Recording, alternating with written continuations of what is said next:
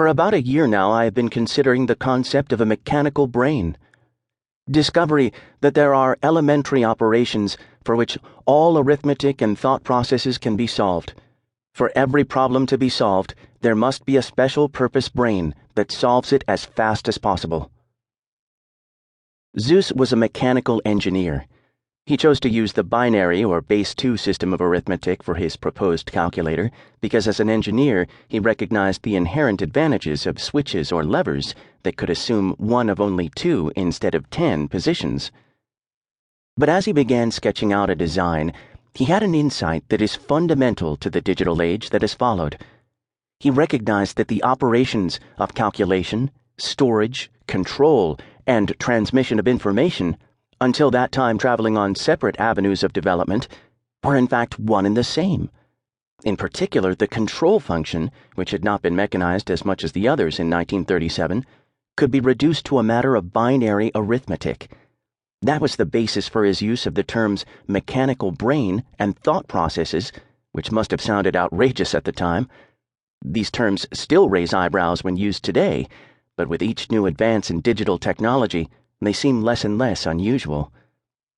Zeus realized that he could design mechanical devices that could be flexibly rearranged to solve a wide variety of problems, some requiring more calculation and others requiring more storage, though each requiring varying degrees of automatic control. In short, he conceived of a universal machine. Today, we're familiar with its latest incarnation, a handheld device that, thanks to numerous third-party application programs called apps, can do almost anything. Calculate, play games, view movies, take photographs, locate one's position on a map, record and play music, send and process text, and by the way, make phone calls. Zeus recalled mentioning his discovery to one of his former mathematics professors, only to be told that the theory Zeus claimed to have discovered had already been worked out by the famous Göttingen mathematician David Hilbert and his students. But that was only partially true. Hilbert had worked out a relationship between arithmetic and binary logic, but he didn't extend that theory to a design of a computing machine. The Englishman Alan M. Turing, who lived between 1912 and 1954, had done just that, in a 36-page paper published in the Proceedings of the London Mathematical Society the year before in 1936. Zeus was unaware of Turing's paper until years later. He learned of Babbage only when he applied for a German patent, and the patent examiner told him about Babbage's prior work.